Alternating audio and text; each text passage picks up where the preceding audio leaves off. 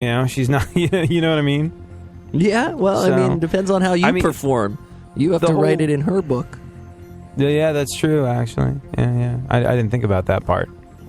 I don't know, like the Tara Reid part. Like I banged Tara Reid. Again, probably not that unique a story, but somehow, all right. Would you be more interested, Funkhauser, if I said, "Hey, oh God, I got to tell you what happened last night"? And you go, "What?" I go, "I banged Tara Reid." Or would you be more interested if I said, "I banged Chelsea Handler"? Which one would make for a better story? Do you think? Has to be Tara Reid. I would be more Tara interested Reid? in Tara Reid. Yeah, because I'm not. Yeah. I'm not a Handler fan. Yeah, I think that would be it. I love Chelsea Handler's comedy and her work, but just in terms of, like, wanting to see her naked, I mean, like, you know what it is? Okay, all right, okay. Chelsea Handler, everyone's saying she's 40 and her cans are reasonably spectacular. Perky, buoyant, gravity-defying. Buoyant. And, buoyant, yes. She's showing her boobs on Twitter, and this time she did it to defend herself against these rumors that were floating around that she had a breast lift to celebrate her 40th birthday. And she tweeted out these pictures saying, there's been a lot of men who've touched my boobies. Not one of them has ever been a doctor. Really?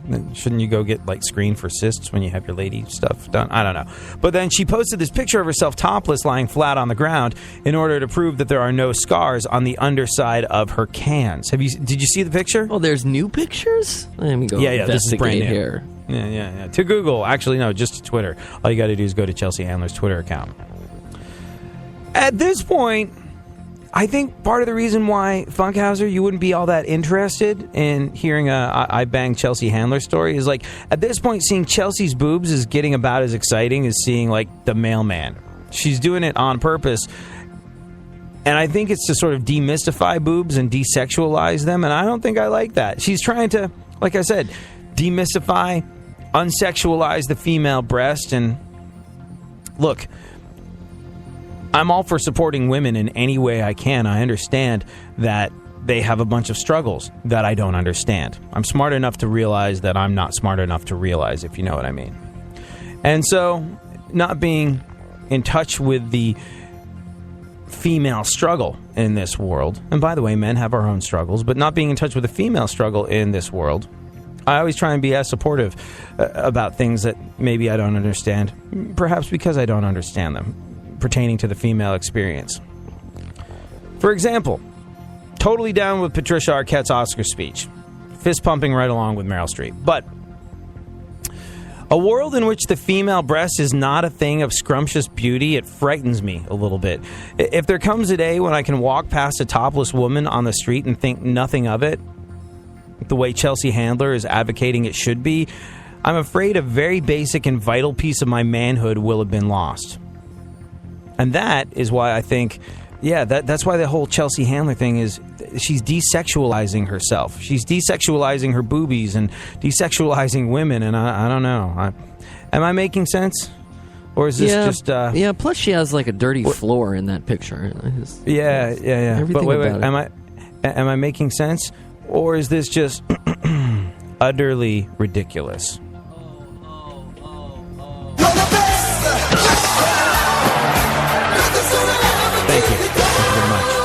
Thank you very much. No, but I think that's why you'd be more interested to hear a story about me banging Tara Reid. Tara Reid, people have seen her boobs. Like, she has all those nip slips on red carpets and stuff, and, but she tries to cover it up and, keep boobs sexy. If that ever happens, I'd like to go live on that day. So, just give me a call and I'll make it happen. What? Go live from the Tara Reid from the grotto. Yeah, we're on this, like, Spreaker basement thing now, as well as iHeartRadio, which means, like, you can broadcast live from Spreaker, which is pretty cool. I think we could take that. We could really help Spreaker get on the map the way they want to if we were to broadcast a moment that Tara Reid the and I were I Bang from Tara her. Reid special. Yeah, brought to you by Geico. Yeah, it would be great. It'd be theater of the mind. You wouldn't see what was going on, but you get a sense of it. You'd hear me saying things like, wow, that's strange. It burns already, and we haven't even started. All right, any more news? The world's oldest woman turns 117 today. Although her OkCupid profile still lists her as being 39. Yep. Oldest woman in the world. Turns 117 today, so happy birthday, Madonna.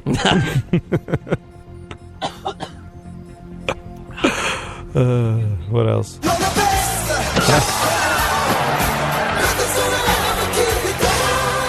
How far away is that button? That's pretty far. It's way over there. I should move it over here, but that's work. Maybe you should move it closer. The guy who invented the K-Cup, he sold his stake in the company for $50,000 back in '97. Speaking of K-Cups, haven't heard anything about Kate Upton in a little while.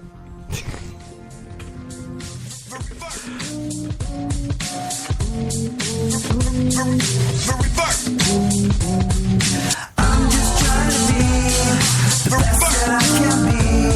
So when my time is done, I can say I had some fun.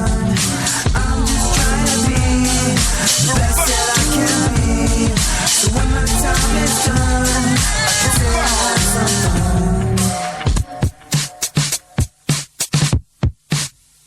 Yo, I always hit the track with undeniable style. While digging ditches for bitches, I'm causing miles of smiles. Building bridges to riches while spitting venom and bile. Not stacking piles of papers, but yo, I think I will in a while. The world will wake up to this modern kind of style. I bring a portion of the proper accolades and fortune will be smiling upon what I do and the things that I say. A renaissance of thought leading us all to brighter days. So I don't believe that you're as stupid as what they tell me. And I do believe that we're beyond the mediocrity, monopoly of our conformity of the way we're taught. The despondency, dishonesty, the cacophonous bureaucracy. I'm just trying to be the best that I can be.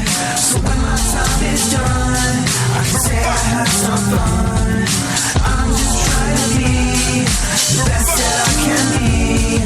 So when my time is done, I can say I had some fun. Man, sometimes it's just so hard to be a good person, to lift yourself up and try and be that better version of all the potential people you got living in your mind. It takes more than happy chance and circumstance. You gotta decide that you're gonna keep your head up, treat people how you wanna be treated, hold doors and be polite, try not to be conceited. But sometimes, kinda sorta all the times it seems it's true. It's harder than anything else to observe that golden rule, especially when everybody you meet seems like a freaking tool. And it seems like everyone's got a whole lot of chlorine in their gene pool. Sometimes I get angry, I tell everyone to bite me, especially on days when the universe is trying to spite me. I think to myself, I'm better than that. Think to myself, I'm better than that. Think to myself, I'm better than that. Better than that, better than that. I'm just trying to be the best that I can be. So when my time is done, I can say I had some fun. I'm just trying to be the best that I can be. So when my time is done, I can say I had some fun. Think for yourself, you're better than that. Think for yourself, you're better than that. Think for yourself, you're better than that. Better than that, better than that. Delivering fascinating subjects, interesting talk, and boobs and fart jokes. AD on iHeartRadio. Yeah, oh, let's go. Talking that mess, better act like you know. Oh, let's go tonight. Walk away, punk, yeah, bitch. That's right, I know this. You're nothing but a punk, bitch. You're nothing but a punk, bitch. So walk away, yeah, yeah. You've been talking about me. All right, then. Let's finish up the news, Funkhauser. Okay. New You York. can tell this is one of those days where I don't feel like actually working because I'm just like, there must be some more news we can talk about as opposed to, you know, the serious topic that I've chosen for the day. Well, it's going to be warm outside today, so I think everywhere. So you guys should go outside today. I recommend that. Yeah. A New York man was busted using a wooden dummy for the carpool lane. Probably didn't help matters when he told the cops that he only did it because the prostitute in his trunk was dead. Never works. I wonder.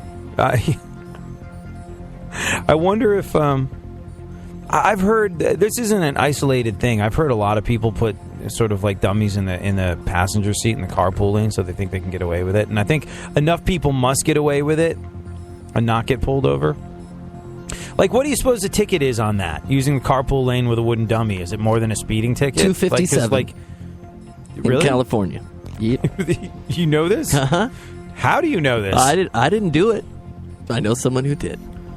What are there speeding tickets for $257 in California? I know someone who recently got like a $250 ticket for talking on their phone. Yep. Those So are I gotta $238 imagine- now. Yeah. Yeah, I have to imagine that like driving fast is just the biggest ticket as using the carpool lane. So I would imagine that either you're going to get a speeding ticket in the other lane because you're going slow most of the time. So when you get a chance to take off, you're going to put the foot down. Or I don't know. I think it's a pretty safe bet. I had to fight I'd one probably do once. it. You had to fight a dummy? No. Oh. Well, I entered the carpool lane where you're not supposed to, but my defense was it was a turn, and I just crossed into it and crossed out of it. All right. And I was like 17. Did you mean to? I didn't mean to. Accident. Did you fight it successfully? Nope. Do you wish you just paid it rather than going It was to about fight the it? same. I just got real Okay. nervous in front of a judge. I'm sorry, sir. I can't do it again. How much? The one time it was my introduction to the justice system in this country. And, you think rules and law apply to everyone and it's a very black and white situation. It's not a black and white situation. I don't even remember what the ticket was for. I don't think it was a speeding ticket. Maybe it was failure to signal properly when I changed lanes or something. I don't remember exactly what it was. But I had to, for the first time in my life, go to traffic court. And, Pre-internet or post-internet? post-internet. I had to go to traffic court, and so I'm standing up there in front of the judge, and she was like, okay, so there's this.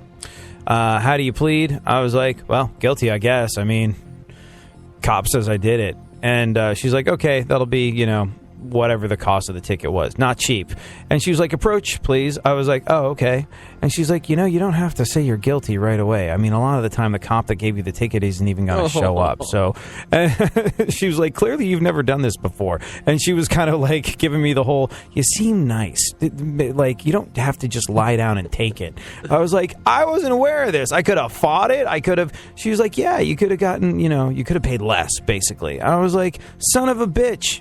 And it made me feel like such a sucker because all my life I've been such a rule follower. I really have. I mean, in some ways, the way I go through life is incredibly rebellious. But when it comes to things like, okay, not when I was doing graffiti, but just overall rules, laws, things like that.